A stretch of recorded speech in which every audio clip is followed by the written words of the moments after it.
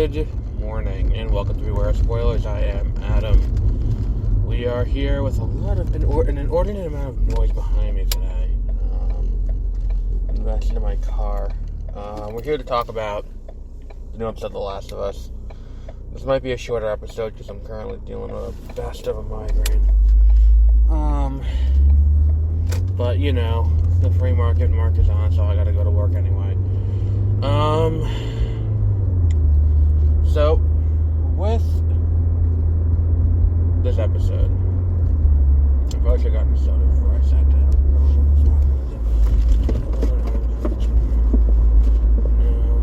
Alright, fuck that, there's none in there. Alright, I have so much shit in the back of my car right now, it's fucking ridiculous. Cause like, we're cleaning shit out, and I gotta donate a bunch of books to the library. They're still sitting back here, I haven't gotten to do that yet. It's been like 2 or 3 weeks at this point. They're still sitting back there. I got other crap back here too. It's just fun times all around. So we pick up where we left off, where Joel is still incapacitated. He now has an infection. Ellie is left to defend the two of them. So he has to go out and try to find food and stuff like that. Meanwhile, they're not far from a religious encampment, a very religious, encampment around them. And they encounter James, who is the leader of the camp. And keep in mind, I watched this while I was falling asleep, so I may mix up names. But we encounter him, and, he puts on this masquerade of being really nice and really helpful and friendly and all of that. And then he stumbles upon Ellie while she's hunting for a deer. So she hunts a deer, kills it, and they find the deer. Him and his second-in-command, who's played by Troy Baker.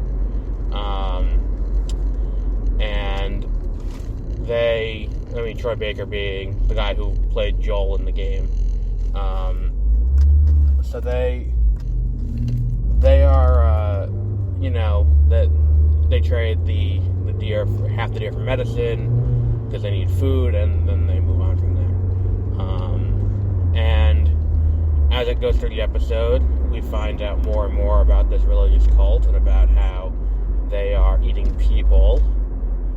And then at one point, the leader tries to rape Ellie, and it is a fucked up episode all around. Like, there is nothing about this episode that's not fucked up.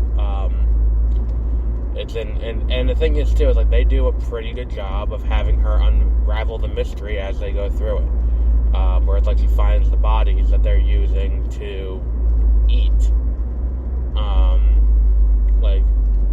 It is majorly fucked up. And I think too, the thing is that works about this episode is having the two different stories going at the same time, where Joel is, once he recovers enough, he's going out to try and find Ellie, so he's going through, and this is really the first time we get, the two of them separated in this way, where Joel has to go out on a scorched earth mission to find Ellie and what's happened to her. And we see kind of the more paternal instincts kind of kick in, whereas, the guy he tortures by jamming the knife in his knee, and then, I'll just pop the fucking kneecap out if you don't talk. It's so just visceral, and I think they do a great job with that to make it look like, to show Joel, in this light, and have him, and have him have this rage and be this person, as I go across, as he's looking for Ellie, and then for Ellie to, oh shit, there's only one episode left, for Ellie to have the, what's it called,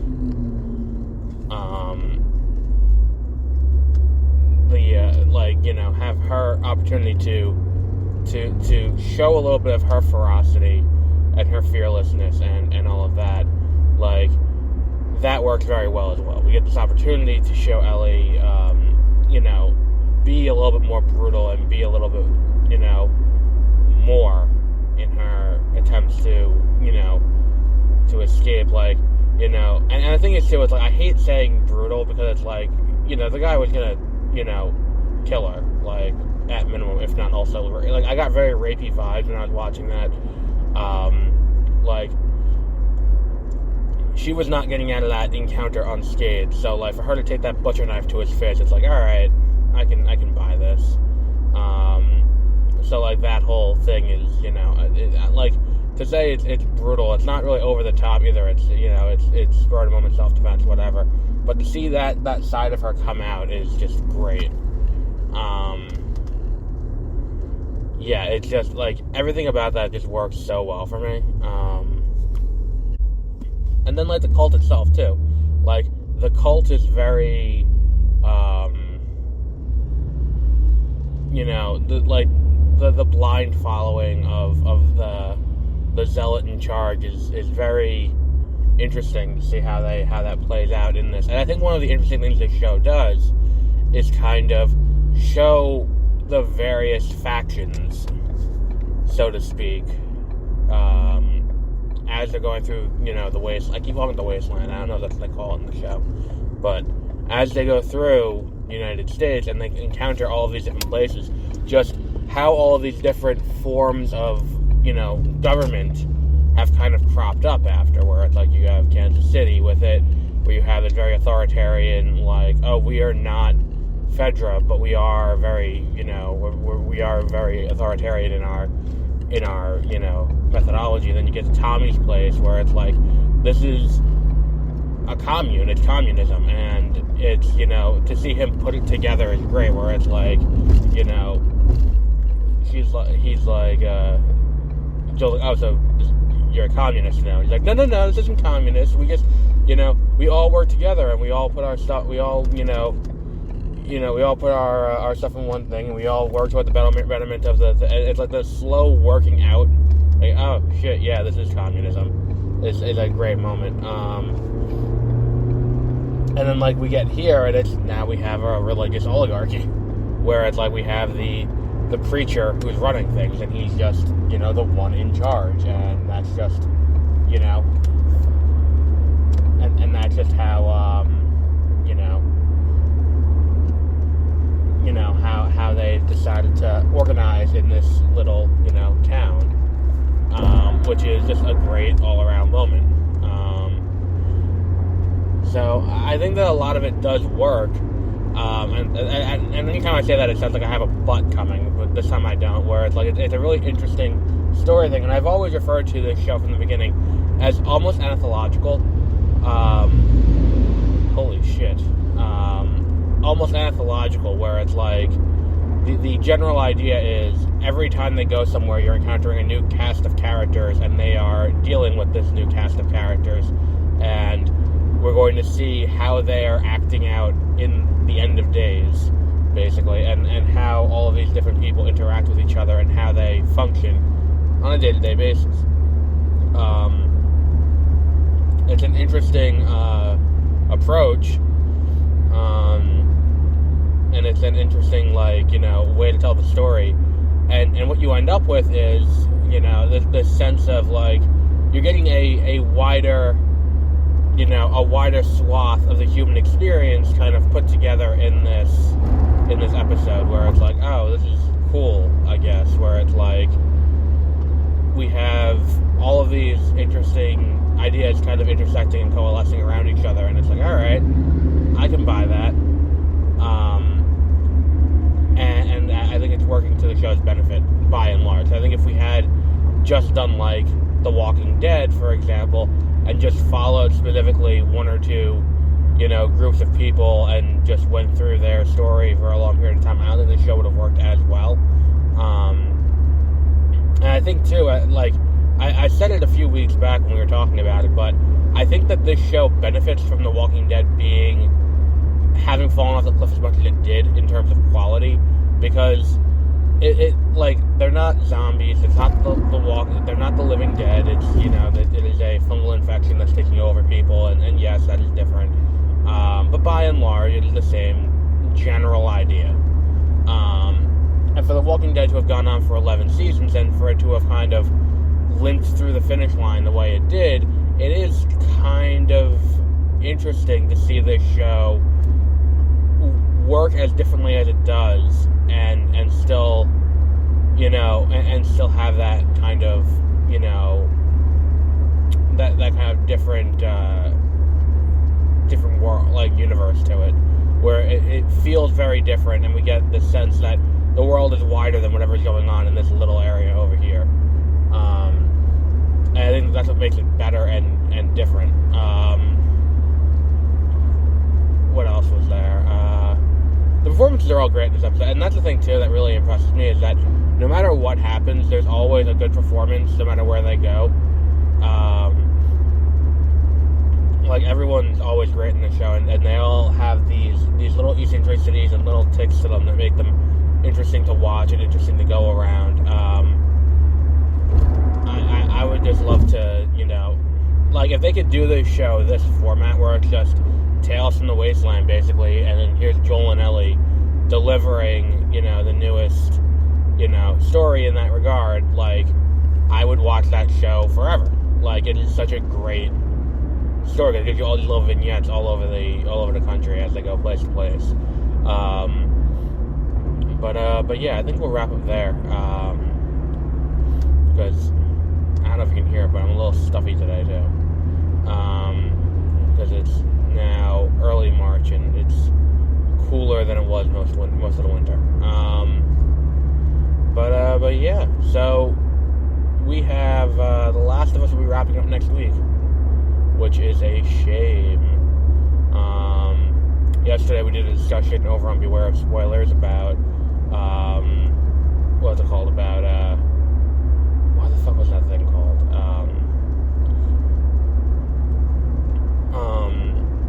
The various streaming video game subscription services, and how that subscription model is working for video game companies.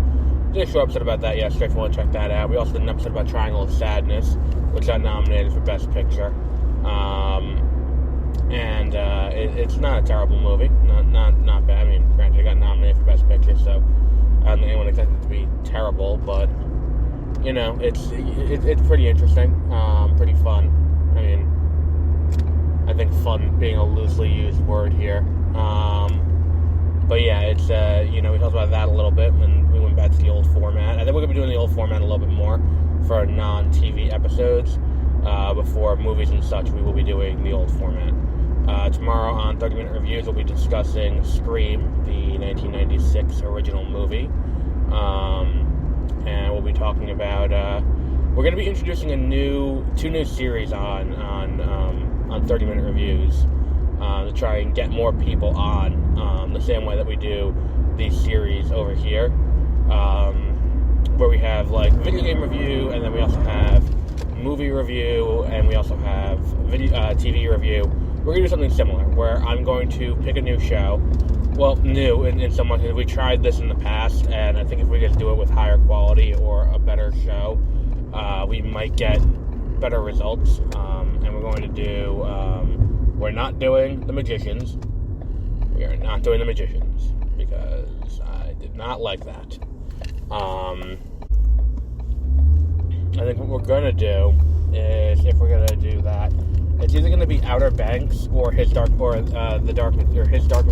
It's The Dark Materials. It's going to be one of those two shows. I'm not entirely sure which one yet. I haven't quite decided. I have the first episode of both downloaded. And the other idea was maybe do Daredevil again. But I think we might try to schedule this out where we can get to Daredevil around the time that Echo comes back, which is, I think, in October, based on what what's her name? Oh, fuck, what's the actress name? Alka Cox said she couldn't wait for October, and then someone was like, is that when Echo comes out? And she was like, can't say. And it's like, alright, well, probably. So I think that we're going to try and line up Daredevil for then, because I want an excuse to watch Daredevil again. Really, that's it. But we're going to bring back this new series. We're also going to bring back a series about older games that are not exactly,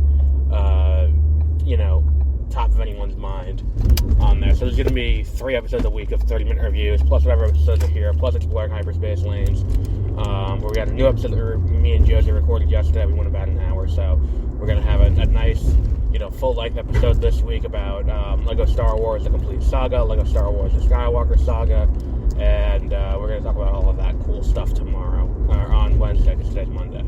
I got to cut something from that episode.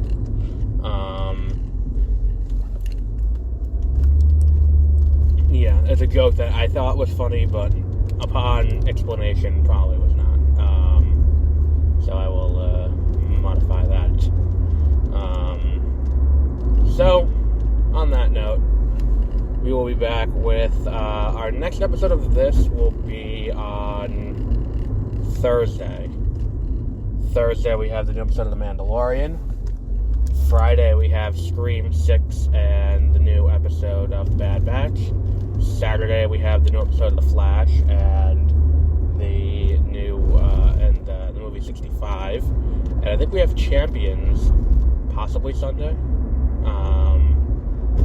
I gotta see how it lines up with A-List, but possibly Sunday for Champions. I gotta adjust the calendar to reflect these date moves. It's just they moved 65's release date to this weekend, and I was like, all right, that's a decision, I guess. So that's fun. And the next week we have Shazam: Fury of the Gods, and we're doing our DCEU rankings, which I'm very much looking forward to. Because I have my rankings, I'm just waiting for Josie to get me hers and for Peter to get me his, and then we can average it all up and give us a final ranking, a definitive ranking of the DC Extended Universe movies. But until then, have a great rest of your week.